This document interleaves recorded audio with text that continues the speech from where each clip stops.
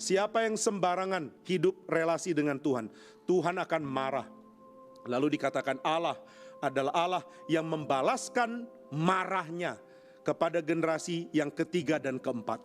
Nah, ini yang membuat orang berpikir, oh kalau begitu ada dosa turunan ya. Yang dosa itu nenek moyangku, yang dosa itu kakekku, yang dosa itu ayahku. Tetapi karena Tuhan marah kepada mereka, akhirnya saya kena. Saya dihukum padahal yang dosa kakek saya. Saya dihukum padahal yang dosa adalah nenek moyang saya. Tetapi saudara, yang dimaksud Tuhan ketika dia mengatakan saya akan murka kepada generasi ketiga dan generasi keempat, artinya adalah sekali Tuhan marah, Tuhan akan biarkan manusia berada di dalam kondisi mandiri, tidak perlu Tuhan, tidak kenal Tuhan, tidak peduli Tuhan, tidak mau taat Tuhan. Ini yang dimaksud. Ketika manusia mengabaikan Tuhan, maka generasi berikutnya akan makin parah. Saudara, jangan jadi orang Kristen yang kekristenannya cuma kulit. Saudara mesti jadi orang Kristen sekristen-kristennya. Kalau saudara orang Kristen tidak mau ikut persekutuan doa, engkau belum Kristen. Saudara orang Kristen tidak mau hidup suci, itu bukan Kristen.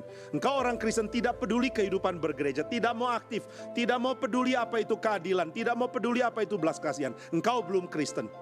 Saya yakin banyak orang mengaku Kristen, tapi hanya sekian persen, mungkin cuma 20 atau 30% yang benar-benar sudah Kristen. Ini seharusnya bikin kita khawatir. Apakah saya benar-benar Kristen? Saya sudah Kristen atau cuma pura-pura Kristen? Saya cuma kulitnya Kristen atau benar-benar beriman kepada Tuhan? Hati-hati, karena di dalam pengertian yang umum kita lihat, dari 10 orang yang mengaku dia adalah orang Kristen, mungkin hanya 2 atau 3 yang benar-benar serius di dalam kekristenannya. Sekarang kekristenan cuma menjadi agama yang diakui dan tidak perlu dijalani. Bukankah agama Kristen memberikan syarat beragama paling minim? Kamu bisa jadi Kristen dan tidak perlu ada usaha apapun. Tidak ada puasa, tidak ada bulan khusus untuk menjalankan sesuatu. Tidak ada ibadah yang terlalu berat. Pokoknya datang ke gereja, lalu tinggal tunggu waktu, sebentar lagi pulang, selesai. Tetapi saudara, orang Kristen seperti itu belum Kristen.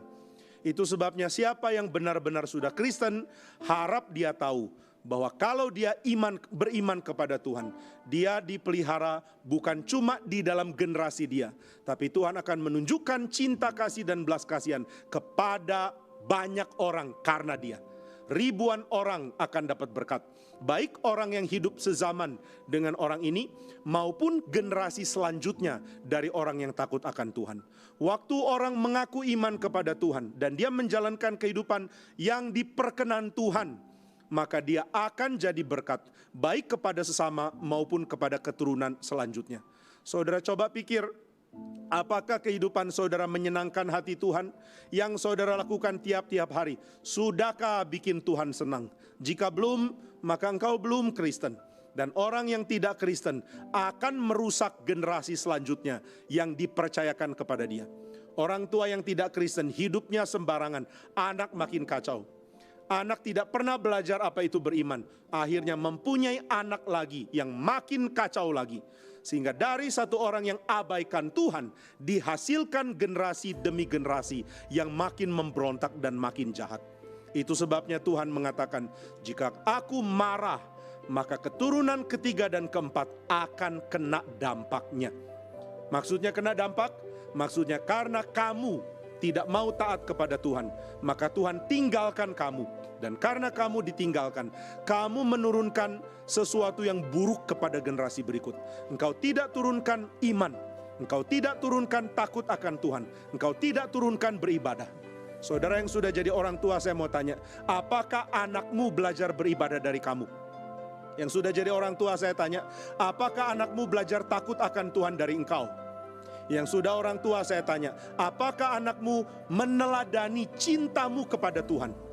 Jika engkau sendiri tidak punya cinta kepada Tuhan, apa yang engkau mau turunkan kepada generasi berikut? Itu sebabnya dari orang yang mengabaikan Tuhan dihasilkan keturunan yang jahat. Dari keturunan jahat dihasilkan keturunan yang lebih jahat lagi. Sampai titik Tuhan sudah marah, Tuhan akan nyatakan penghakiman yang menghabiskan orang Israel.